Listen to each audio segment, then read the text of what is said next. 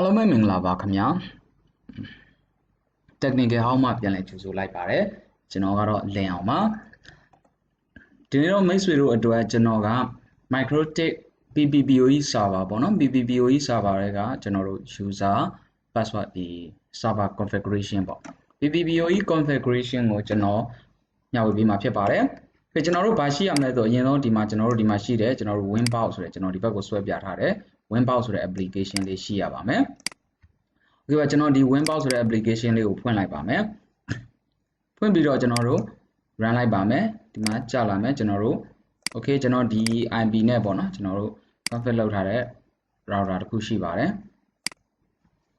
ဝင်လိုက်မယ်ဝင်ပြီးရင်ကျွန်တော်တို့ PPPoE config လုပ်ဖို့အတွက်ကျွန်တော်တို့အရင်ဆုံး 1IP ပေါ့နော်ကျွန်တော်တို့ရဲ့ဒီ address ထဲမှာဆိုရင်ဒါတွေက basic configuration တွေတော့ကိုယ့်ကိုလုပ်ထားရမယ်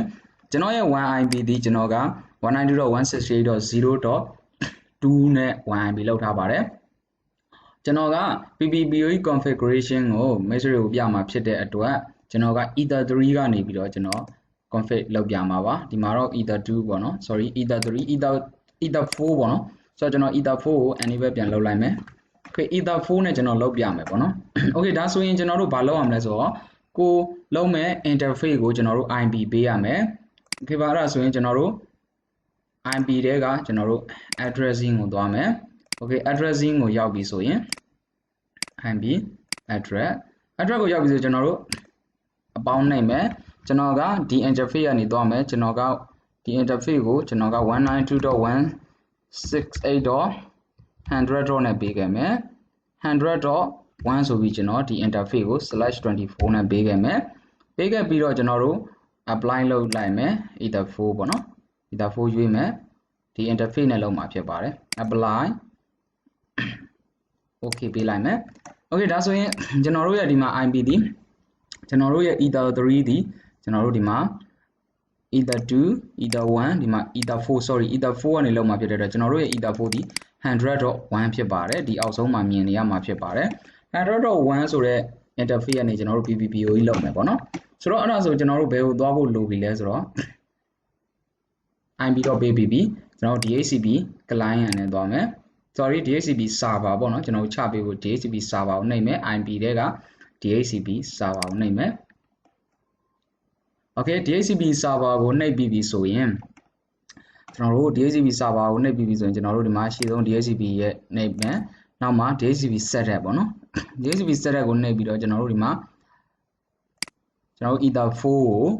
DHCP ချပေးမယ် 𝐒𝐻4 ကနေ DHCP ချပေး next ကိုနှိပ်မယ် okay ကျွန်တော်တို့ဒီပုံစံအတိုင်းပဲသွားမယ် okay ကျွန်တော်တို့ဒီမှာရှေ့မှာဆိုရင် 192.168.100.2 ကနေပြီးတော့ကျွန်တော်တို့2540ပေါ့နော် next သွားမယ် DNS ဒီတိုင်းလေးထည့်မယ် primary DNS secondary DNS ထည့်မယ် okay ပါ release time next ကိုသွားမယ် okay ဒါဆိုရင်ဒီ interface မှာကျွန်တော်တို့ကကျိုးမထိုးရသေးတဲ့အတွက်ကျွန်တော်တို့ဒီ interface ကိုမပြသေးရပါတော့ဟုတ်ကဲ့ပါကျွန်တော်ကျိုးထိုးလိုက်ပါမယ်ဒီ interface ဟုတ်ကဲ့ပါကျွန်တော်တို့ကျိုးထိုးလိုက်ပြီဖြစ်တဲ့အတွက်ကျွန်တော်တို့ဒီ DHCP function လေးကကျွန်တော်တို့ဒီမှာပုံမှန်အနီမပြတော့ဘောနော်โอเคကျွန်တော်တို့ DHCP server ဆောက်ပြီးပြီဆိုရင်ကျွန်တော်တို့ဘယ်ကိုသွားမလဲဆိုတော့ကျွန်တော်တို့လွယ်သွားအောင်လို့ကျွန်တော်တို့ပူးတဲ့ကိုသွားပြီးတော့ကျွန်တော်တို့ PPPoE လုံးမဲ့ဟာလေးကိုပြောင်းလိုက်မယ်ပေါ့နော် IP တွေကပူးတဲ့ကိုသွားမယ်ပူးတဲ့ကိုရောက်ပြီဆိုကျွန်တော်တို့ဒီမှာရှေ့မှာ PPPoE server တွေလောက်ခဲ့တဲ့အတွက် PPPoE ပူးလို့ရေးထားဒီမှာ CCTV ပူးပေါ့နော်ဟိုဘက်မှာ 𝐒𝐻2 ရဲ့ 𝐒𝐻3 ရဲ့ဟာပေါ့နော်ခု 𝐒𝐻4 ကဟာကိုကျွန်တော်တို့ဒီပူးလေးကို name ပြောင်းလိုက်မယ်ပေါ့နော်ကျွန်တော်တို့က name ပြောင်းလိုက်မယ်ဆိုတော့နှစ်ချက်နှိပ်လိုက်မယ် PPPoE ကျွန်တော်က text လို့ပေးလိုက်မယ် text POO text pool ဆိုပြီးကျွန်တော်ပြောင်းပေးခဲ့မယ်အဲဆိုဒီဟာပြောင်းတာကအကြောင်းရှိတယ်ပေါ့နော်โอเคဒီလိုလေးပြောင်းပေးပြီးပြီဆိုရင်ကျွန်တော်တို့အဆင်ပြီးသွားပြီပြီးတော့ဆိုကျွန်တော်တို့ဘယ်ကိုသွားမလဲဆိုတော့နောက်တစ်ဆင့် PPPoE ကိုသွားမယ် PPP ကိုသွားမယ် PPP ထဲရောက်ပြီဆိုရင်ကျွန်တော်တို့ PPPoE server ပေါ့နော် server ကိုနှိပ်မယ်ကျွန်တော်တို့တစ်ချက် okay ပေးမယ်အပေါင်းဆိုင်ကိုနှိပ်မယ်အပေါင်းလက္ခဏာကိုနှိပ်မယ်နှိပ်ပြီးပြီဆိုတာနဲ့ကျွန်တော်တို့ဒီနေရာမှာ OFFIC office ဆိုပြီးကျွန်တော် name ပြောင်းပေးလိုက်မယ် office ဆိုတဲ့ name ပေါ့နော် PPPoE server name ကို service name ပေးမယ်နောက်တစ်ခုဒီအောက်မှာကျွန်တော်တို့က interface ဒီ 𝐸𝐻𝑟4 နဲ့လောက်မှာဖြစ်တဲ့အတွက် 𝐸𝐻𝑟4 ကိုရွေးမယ်နောက်တစ်ခုကျွန်တော်တို့ဒီမှာ one session per host ဆိုတာကိုရွေးမယ်ဒီနှစ်ခုအမှန်ချင်းနှစ်ခုဖြုတ်မယ်ပြီးပြီဆိုတာနဲ့ကျွန်တော်တို့ apply okay ပေးမယ်နောက်တစ်ခုကျွန်တော်တို့ profile စောင့်မယ် profile ကကျွန်တော်တို့ profile နဲ့ရောက်ပြီဆိုရင်အပေါင်းလက္ခဏာနှိပ်ပြီးတော့ကျွန်တော်တို့ general ထဲကိုသွားမယ် general ထဲရောက်ပြီဆိုတာနဲ့ 𝐻𝐵 office ဆိုတဲ့ profile name နဲ့ဒီနေရာမှာကျွန်တော်တို့ local address ဒီအခုကျွန်တော်တို့မြင်နေရတဲ့ 𝐸𝐻𝑟1 ရဲ့ 1 address ဖြစ်ပါတယ် 𝐸𝐻𝑟1 ရဲ့ address ပေါ့နော် internet လာတဲ့ address 192.168.0.2 ပေါ့နော်ကျွန်တော်တို့ okay 0.2 ကိုပေးမယ်ကျွန်တော်တို့ဒီမှာ remote address မှာတစ်ချက်နှိပ်ပြီးတော့ကျွန်တော်တို့ဒီအောက်မှာကျွန်တော်တို့စောစောပေးခဲ့တဲ့ PPPoE test 2ဆိုတာကိုကျွန်တော်တို့ရွေးလိုက်ပါတယ်တကယ်လို့ကိုကတခြား ether 2ဆိုရင်တော့ PPPoE 2ပေါ့နော်ဒီ PPPoE 2ပေါ့ CCTV network ကနေပဲ PPPoE ရောပေးမယ်ဆိုရင်လည်း CCTV ပေါ့ကျွန်တော်တို့ကတော့ ether 4ရဲ့ 2နဲ့သွားမှာဖြစ်တဲ့အတွက် ether 4ရဲ့ PPPoE ပေါ့ PPPoE 2နဲ့ပဲသွားမယ်ဒါပြီးရင်ကျွန်တော်တို့အောက်မှာ DNS ပေါ့နော် 8.8.8.8 okay secondary DNS မှာ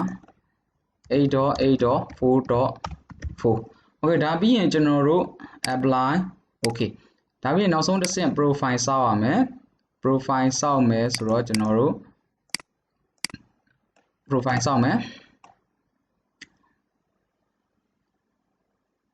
profile ကကျွန်တော်တို့ဒီမှာအပေါင်းလက္ခဏာလေးနှိပ်မယ် secret ထဲမှာ profile စောက်ပြီးဆိုတော့ secret ပေါ့နော် secret ထဲကိုနှိပ်မယ်ပြီးရင်အပေါင်းလက္ခဏာနှိပ်မယ်နှိပ်ပြီးရင်ကျွန်တော်တို့ 𝐻𝐵 office ပေါ့နော်ဒါပြီးပြီဆိုရင်ကျွန်တော်အောက်မှာ password ပေးမယ်ကျွန်တော်တို့ router ထဲကိုဝင်ပြီဆိုရင်ဒီ profile name နဲ့ဒီကိုရိုက်ခဲ့တဲ့ password လေးပဲရိုက်ထည့်ရုံပါပဲ PPPoE နေရာမှာเนาะ okay any နေရာမှာကျွန်တော်တို့ PPPoE ပေါ့နော်နောက်တစ်ခုဒီအောက်မှာဆိုရင် default ဆိုတဲ့နေရာလေးကို profile နေရာကိုကျွန်တော်တို့ office ဆိုတဲ့ profile ကိုရွေးပေးမယ်ရွေးပေးပြီးရင်ကျွန်တော်တို့ဒီနေရာမှာ apply okay ဒါပြီးတာနဲ့ဒါဆိုရင် PPPoE profile စောက်တာပြီးပါပြီဒီလောက်ဆိုရင်ကျွန်တော်ရဲ့မိတ်ဆွေတွေအဆင်ပြေကြမယ်လို့ကျွန်တော်မျှော်လင့်ပါတယ်အဆင်ပြေကြလိမ့်မယ်လို့လည်းယုံကြည်ပါတယ်အားလုံးအဆင်ပြေကြပါစေကျွန်တော်တို့ပျော်ရွှင်ချမ်းမြေ့ကြပါစေတကယ်လို့မိတ်ဆွေက router ထဲမှာအဲ့ဒီ PPPoE account လေးထည့်လိုက်ပြီဆိုရင်အခုလိုမျိုးလာပေါ်နေမှာဖြစ်ပါတယ် profile လေးတွေပေါ့နော်အခုလိုမျိုးလာပေါ်နေမှာဖြစ်ပါတယ်ဒီမှာ profile လေးတွေဒီမှာလာပေါ်နေမှာဖြစ်ပါတယ်တကယ်လို့မိတ်ဆွေကအဲ့ဒီ profile ထဲမှာကျွန်တော်တို့ MAC address တွေတခါတည်းကန့်ကျင်နေဆိုရင်ကျွန်တော်တို့ဒီမှာ office ဆိုတဲ့ထဲမှာကျွန်တော်မပြခဲ့တဲ့တစ်ချက်ပေါ့နော်ဒီ limit ထဲကိုသွားပြီးတော့ကျွန်တော်တို့ time map ပေးခြင်းလဲဆိုရင်လဲ time download time map upload time map ပေါ့နော်အဲ့လိုလေးပေးခဲ့လိုက်ရင်ကျွန်တော်တို့ဒီ quiz ထဲမှာ auto လာပေါ်ပြီးအခုလိုမျိုးလေးတွေတွေ့ရမှာဖြစ်ပါတယ်ဒါဆိုရင်တော့ PPPoE server စောက်တဲ့ configuration ပြီးပါပြီအားလုံးအဆင်ပြေကြပါစေပျော်ရွှင်ချမ်းမြေ့ကြပါစေ